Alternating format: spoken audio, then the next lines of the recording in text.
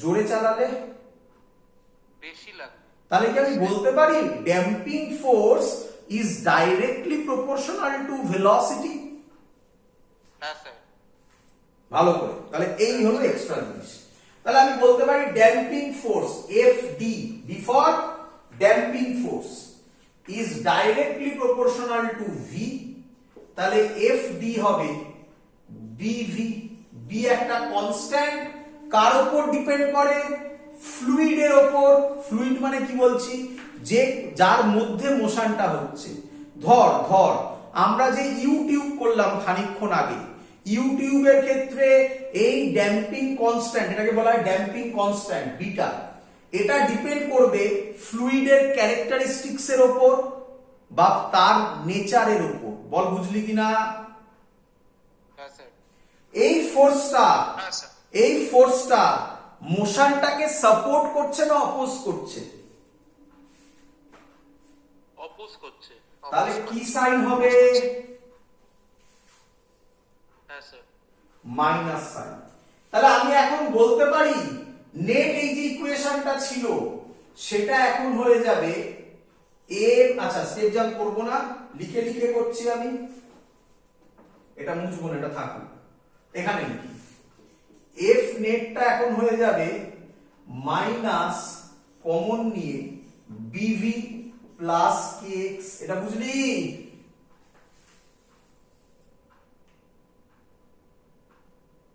Minus কে x তো আগেই ছিল, বিভি হলো ড্যাম্পিং এর জন্য, তাহলে minus K x plus or minus বিভি, মাইনাস কমন নিয়ে করেছি কি রে?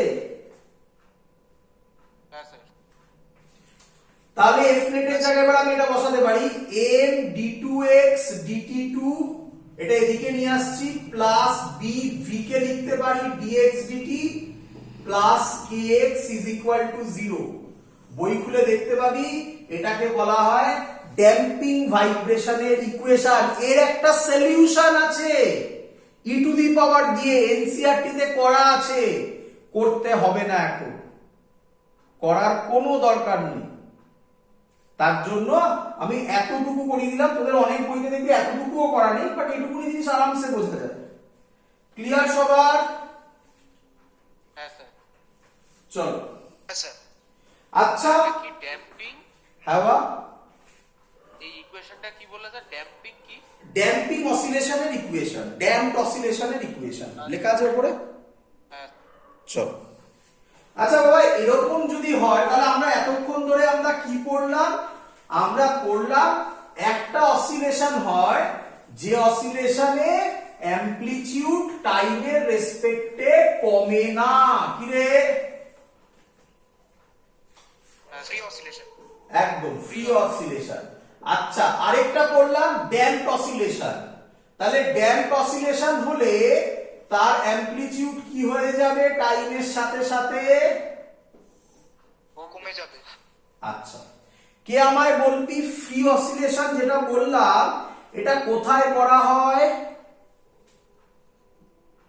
ভ্যাকুয়ামে। ভ্যাকুয়ামে। Very good. আর ইন রিয়ালিটি পড়েছি তো আমরা সবই ফ্রি অসিলেশন, কিছু করার নেই। ইন রিয়ালিটি সব ভাইব্রেশনই অ্যাকচুয়ালি কি ভাইব্রেশন?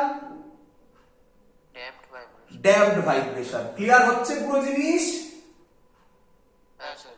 আচ্ছা আচ্ছা আচ্ছা যদি আমরা এরকম করি, রিয়ালিটিতেই এক্সপেরিমেন্ট করব, ভালো করে শোনো, রিয়ালিটিতেই এক্সপেরিমেন্ট করব, রিয়ালিটি মানে ভ্যাকুয়াম নয়, কিন্তু তাকে ড্যাম্পড হতে দেব না। ফিল করবা, তাকে ড্যাম্পড হতে দেব না। তাহলে কি করা যায় বলো তো? এটা ফোর্স দিয়ে তাকে। তাহলে তাকে একটা ফোর্স দেব। হ্যাঁ স্যার। আচ্ছা তার মানে কি? ধরো আমার হাতে একটা পেন্ডুলাম, পেন্ডুলাম এরকম এরকম করছে, ড্যাম্প হয়ে যাচ্ছে আস্তে আস্তে। যে ড্যাম্প হয়ে যাচ্ছে আমি একটা ফোর্স দেবো, আবার আবার মতো করবে, তা আবার তো থেমে যাবে। এক্সটার্নাল ফোর্স অ্যাপ্লাই করব। হ্যাঁ করলাম, আবার খানিকক্ষণ বাদে থেমে যাবে তো, তাহলে হ্যাঁ আবার করবো। তাহলে তাহলে এক্সটার্নাল ফোর্স অ্যাপ্লাই করব নাকি এক্সটার্নাল ফোর্স বারবার অ্যাপ্লাই করব? Multiple Times. হ্যাঁ এই কথাটাকে বলা হয়, তোমরা শিখে গেছো অসিলেশন, এই কথাটাকে বলা হয় এক্সটার্নাল পিরিয়ডিক ফোর্স অ্যাপ্লাই করব। বলো বুঝলে কিনা? হ্যাঁ স্যার। এক্সটার্নাল ফোর্স লিখলে কাটা, এক্সটার্নাল পিরিয়ডিক ফোর্স, বারবার একটা তারও একটা পিরিয়ড আছে যাতে কখনো সে না দাঁড়ায়। বলো বুঝলে কিনা? হ্যাঁ স্যার বুঝেছি। হ্যাঁ স্যার। এই অসিলেশনের নাম বলো বলো বলো, ফোর্সড অসিলেশন। ভালো করে আমি শুনে নাও। আচ্ছা, তাহলে কে আমায় বলবে what is the basic difference between free oscillation and forced oscillation? আমি বলছি ফ্রি অসিলেশনে কোনো এক্সটার্নাল পিরিয়ডিক ফোর্স নেই, হ্যাঁ স্যার। হ্যাঁ স্যার। ফোর্সড অসিলেশনে একটা এক্সটার্নাল পিরিয়ডিক ফোর্স থাকবে। হ্যাঁ স্যার। হ্যাঁ স্যার। আরেকটা বড় ডিফারেন্স যেটা স্টুডেন্টরা মিস করে, ফ্রি অসিলেশনে অসিলেটরটা কিসে ভাইব্রেট করবে? ভ্যাকিউমে। না না, উইথ ইটস ওন ফ্রিকোয়েন্সিতে ভাইব্রেট করবে। আচ্ছা। সহজ কথায় ন্যাচারাল ফ্রিকোয়েন্সিতে ভাইব্রেট করবে। Natural frequency. হ্যাঁ স্যার। আর এখন ফোর্স অসিলেশনে ও আর ন্যাচারাল ফ্রিকোয়েন্সিতে ভাইব্রেট করবে না, ও ভাইব্রেট করবে যে এক্সটার্নাল পিরিয়ডিক ফোর্সটা দিচ্ছি তার ফ্রিকোয়েন্সিতে ভাইব্রেট করবে। বলো বুঝলে কিনা? হ্যাঁ স্যার। হ্যাঁ স্যার বুঝা গেছে।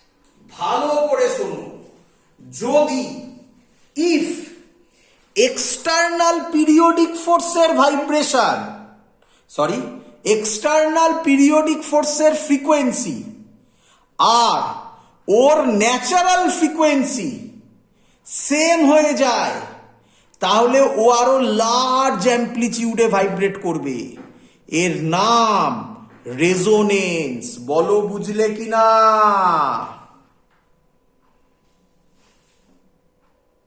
হ্যাঁ স্যার। চলো আগে লিখি, আরো ক্লিয়ার হবে। লিখি আগে। তো ফোর্সড অসিলেশন, এর কোনো গ্রাফ হবে না। when a body oscillates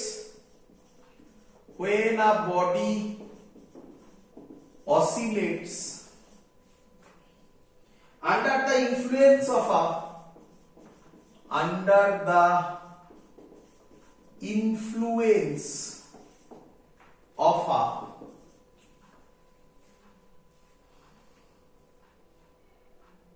of an external periodic force।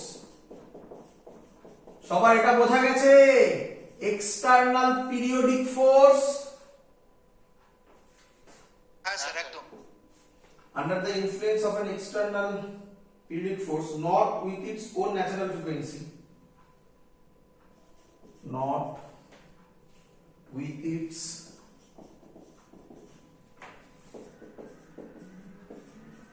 own natural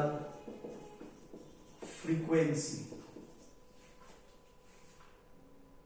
but with the frequency of the external periodic force, but with the frequency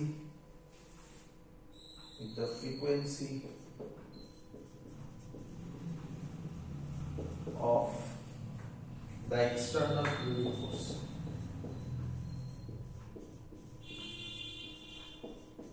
periodic force, এটা বোঝা গেছে যে ওর ন্যাচারাল ফ্রিকোয়েন্সিতে ভাইব্রেট করবে না, ভাইব্রেট করবে ও এক্সটার্নাল পিরিয়ডিক ফোর্সের ফ্রিকোয়েন্সিতে। বলো বোঝা গেছে? হ্যাঁ স্যার। It's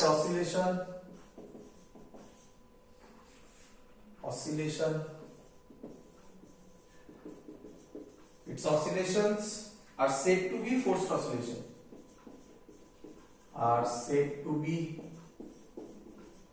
forced oscillations।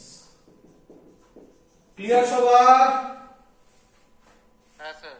আচ্ছা, কে আমাকে বলবে ফোর্সড অসিলেশনের মধ্যে ড্যাম্পড অসিলেশন আছে কি নেই? আছে তো। Very good. আছে স্যার। তাহলে এই ইকুয়েশনটা তো হবেই। আরে ড্যাম্প হচ্ছে বলেই তো ফোর্স করতে হচ্ছে নাকি? হ্যাঁ হ্যাঁ হ্যাঁ। হ্যাঁ হ্যাঁ হ্যাঁ, একদম হ্যাঁ স্যার তাহলে এই ইকুয়েশনটা থাকবেই কি রে বল? হ্যাঁ স্যার আচ্ছা ড্যাম্পে এটা ইজ ইকুয়াল টু কি হয়েছিল? 0 জিরো মানে এক্সটার্নাল পিরিয়ডিক ফোর্স 0 ছিল নেই। 0 হ্যাঁ এক্সটার্নাল পিরিয়ডিক ফোর্স নেই। নেই তাহলে এক্সটার্নাল পিরিয়ডিক ফোর্স থাকলে লোকে কি লিখে দেবে? এফ কি রে? হ্যাঁ স্যার না ভুল। এফ মানে কি? এফ মানে তো এক্সটার্নাল ফোর্স। পিরিয়ডিক কই? তোকে শিখিয়েছি সাইন অথবা কস পিরিয়ডিক হয় কি রে? আচ্ছা আচ্ছা হ্যাঁ, তাই যা ইচ্ছা লেখ, সাইন ওমেগা টি লেখ বা কস ওমেগা টি লেখ, যেটা ইচ্ছা লেখ। বুঝতে পারলি কেন কস ওমেগা টি বা সাইন ওমেগা টি লেখা হয়? কারণ পিরিয়ডিক হতে হবে, একটা টাইম অন্তর অন্তর বারবার ফোর্সটা পড়বে। কি রে? হ্যাঁ স্যার হ্যাঁ স্যার এবার বুঝেছি চলো এবার ভালো করে শোন, আরো ভালো করে শোন। আচ্ছা ভালো করে শোন, আমি যাচ্ছি, ভালো করে শোন, আমি যাচ্ছি, তুই একটা ফোর্স দিলি, কিন্তু আমি ঠিক যখন এক পাটা ফেলে আরেকটা পা ফেলবো ঠিক সেই সময় ফোর্সটা পড়লো। তাহলে আমি যেদিকে যাচ্ছি তুই সেদিকেই ফোর্স দিয়েছিস, তাহলে আমি ওদিকে আরো জোরে যাব না আস্তে যাব? জোরে জোরে যাব। ভালো করে শুনবি, আমি যেদিকে যাচ্ছি তুই সেদিকেই ফোর্স দিচ্ছিস, কিন্তু এরপরে যখন আমি পাটা ফেলে আরেকটা পা তুলবো তার আগে ফোর্সটা দিয়েছিস, তখন আগের কেসের থেকেও জোরে যাব না আস্তে যাব? আসতে যাও তাহলে কি আমি বলতে পারি, ভালো করে শোন, যে এক্সটার্নাল পিরিয়ডিক ফোর্সটা পড়ছে সেটা কোন দিকে হচ্ছে অবশ্যই মাইনে রাখে, বাট আরো একটা জিনিস মাইনে রাখে, যে কোন টাইমে ওই ফোর্সটা অ্যাপ্লাই হচ্ছে, হ্যাঁ কি নয়? হ্যাঁ স্যার টাইমের রেসিপ্রোকাল মানেই আমি বলতে পারি কোন ফ্রিকোয়েন্সিতে।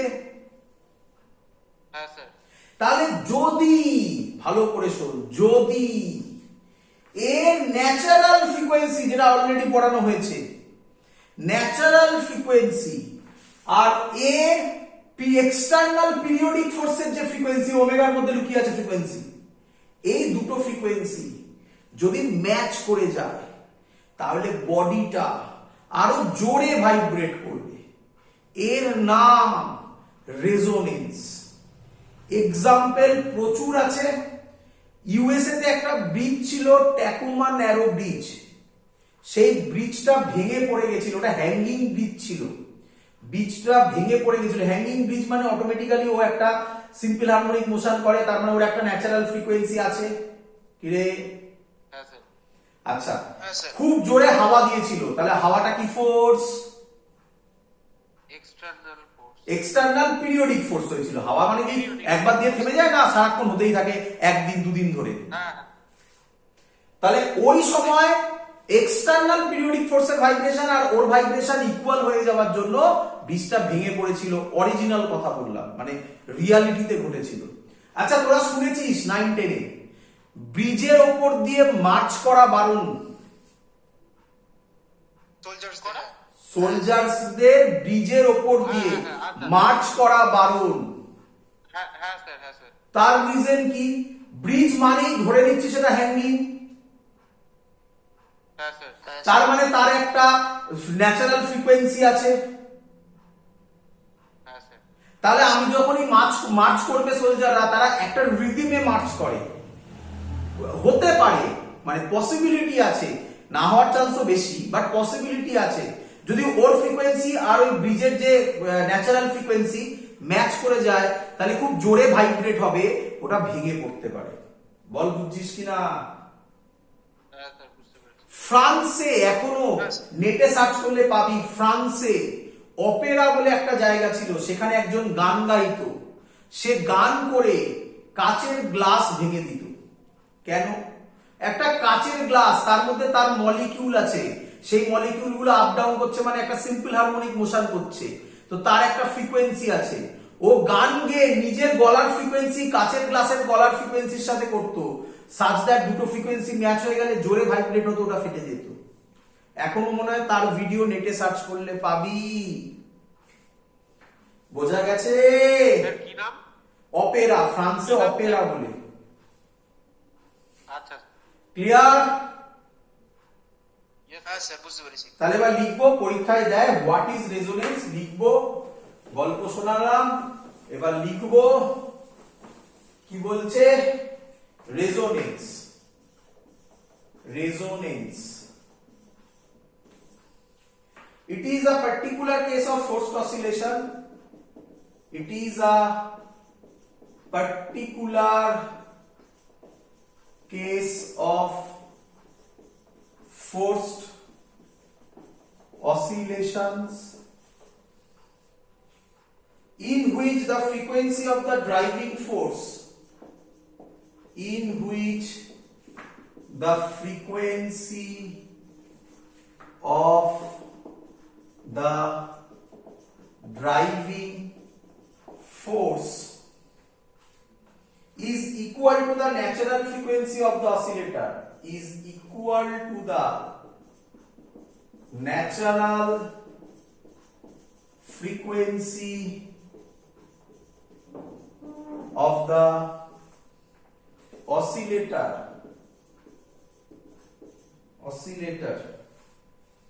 itself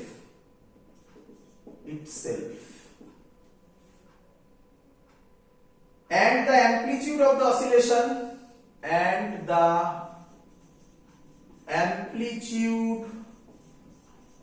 the oscillation is very large. Such oscillations are called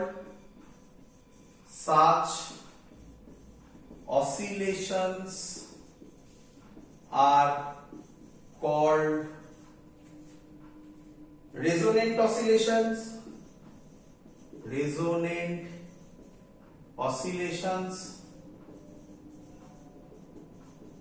and the phenomena is called resonance. Main কথা কোনটা? The frequency of the driving force is equal to the natural frequency of the oscillator itself and the amplitude of the oscillation is very large. Clear সবার? হ্যাঁ sir. হ্যাঁ sir. চলো, এর একটা graph হয়। গ্রাফটা কি? গ্রাফটা আমরা এরকম বলি, এরকম টাইপের। এইটাকে বলা হয় ন্যাচারাল ফ্রিকোয়েন্সি এন নট, এই বরাবর ফ্রিকোয়েন্সি, আর এই বরাবর হচ্ছে অ্যামপ্লিটিউড, এটা হচ্ছে এ ম্যাক্স। দেখো, যখন ন্যাচারাল ফ্রিকোয়েন্সি আর এর ফ্রিকোয়েন্সি সেম তখন ম্যাক্সিমাম অ্যামপ্লিটিউড। আচ্ছা, আরেকটা एग्जांपल বলে রাখি, কারোর রিলেটিভ আছে যাদের পেসমেকার বসানো আছে বুকে?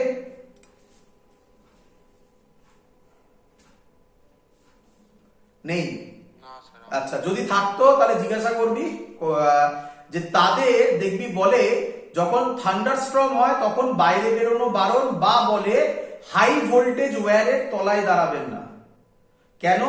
আমাদের হার্ট তো রিদমিক, তার মানে এটা একটা এসএইচএম করছে, তার একটা ফ্রিকোয়েন্সি আছে, তার মানে অসিলেটর পেসমেকার আর কিছুই করছে না, ওই রিদমটা কমে যায় কোনোভাবে, ওই পেসমেকার ওটাকে ফোর্সড অসিলেশন দেয়। তাহলে ওর একটা এক্সটার্নাল ফ্রিকোয়েন্সি আছে, এবার বাইরে যে ফোর্স আছে তার সাথে বাই চান্স ধরো এই যে থান্ডারস্টর্ম হচ্ছে, এই যে আওয়াজ হচ্ছে, এর সাথে এর বা বলে হাই ভোল্টেজ ওয়্যার মানে সেটারও একটা ফ্রিকোয়েন্সি আছে, আমরা ক্লাস 12 এ পড়বো। কারেন্ট মানে তারও একটা ফ্রিকোয়েন্সি আছে, তো সেই ফ্রিকোয়েন্সি আর এই ফ্রিকোয়েন্সি ম্যাচ করলে তখন পেসমেকারটা জোরে ভাইব্রেট হবে, মানে বেশি এনার্জি দেবে। তো হার্ট যদি জোরে ভাইব্রেট হয়, ব্লাড প্রেশার বেড়ে গিয়ে খারাপ হয়ে যাওয়ার চান্স থাকতে পারে। তাই এই রেস্ট্রিকশন গুলো বলে দেওয়া থাকে। ক্লিয়ার সবার? বোঝা গেছে? হ্যাঁ স্যার। মানে স্যার রেজোন্যান্সের উপরই। রেজোনেন্সের জন্য, মেইনলি রেজোনেন্সের জন্য। বোঝা গেছে সবার? ক্লিয়ার? হ্যাঁ স্যার। That's all. ক্লাস এখানেই শেষ। আমাদের অসিলেশন পুরো কমপ্লিট, বাট একটা কম্পোজিশন অফ অসিলেশন আছে। কেউ আমাকে একটা অঙ্ক পাঠিয়েছিলিস তোরা, টু সাইন ওমেগা টি, মানে কি যেটা ছিল 2 সাইন ওমেগা টি প্লাস 3 কস ওমেগা টি, এরকম কিছু ছিল। হ্যাঁ হ্যাঁ, তো এটা আমরা নেক্সট ক্লাসে আমরা যখন ওয়েভস করব সেখানে সেই ক্লাসে খুব সহজ অঙ্ক, আমি তার খুব সুন্দর শর্ট টেকনিক শেখাবো। নেক্সট ক্লাসে আমরা ওয়েভসে আমরা ওটা কমপ্লিট করে ফেলবো। ক্লিয়ার? স্যার এই গ্রাফটা একটু বুঝিয়ে দেবেন? হ্যাঁ, গ্রাফটা বুঝিয়ে দিচ্ছি। দেখো ফ্রিকোয়েন্সি এদিকে দেখা, দেখো যখন ফ্রিকোয়েন্সি এন মানে যা ইচ্ছা না এখানে, তখন অ্যামপ্লিটিউড কম, ফ্রিকোয়েন্সি বাড়ছে অ্যামপ্লিটিউড বাড়ছে। যখন এন নট মানে এটা হচ্ছে ন্যাচারাল ফ্রিকোয়েন্সি, তখন দেখো অ্যামপ্লিটিউড ম্যাক্সিমাম। এটাই তো বলেছে, এই দেখো এই কথাটা এখানে, তাই না? হ্যাঁ স্যার। তারপরে আবার অ্যামপ্লিটিউড বাড়লে আবার আবার ফ্রিকোয়েন্সি বাড়লে আবার অ্যামপ্লিটিউড কমছে। তাহলে মেন কথা হচ্ছে যদি এক্সটার্নাল ফোর্সের ফ্রিকোয়েন্সি মানে এন নট এর সাথে ইকুয়াল হয় তাহলে লার্জ অ্যামপ্লিটিউড পাবে। বোঝা গেছে? ক্লিয়ার? হ্যাঁ স্যার। That's all. আজকে আমাদের এখানেই এত অবধি থাকলো। অসিলেশন আমাদের কমপ্লিট। নেক্সট ডে আমরা ওয়েভস শুরু করব, খুব তাড়াতাড়ি শেষ হয়ে যাবে, ওয়েভস বেশি নেই এবং ছোট ছোট পার্ট, মেন অসিলেশনই ছিল। ওয়েভস কমপ্লিট করার পর আগে যে জিনিসগুলো বাদ আছে সেগুলোকে আমরা কমপ্লিট করব। আজকে এত অবধি থাকলো। Good night. Good night sir. Good night.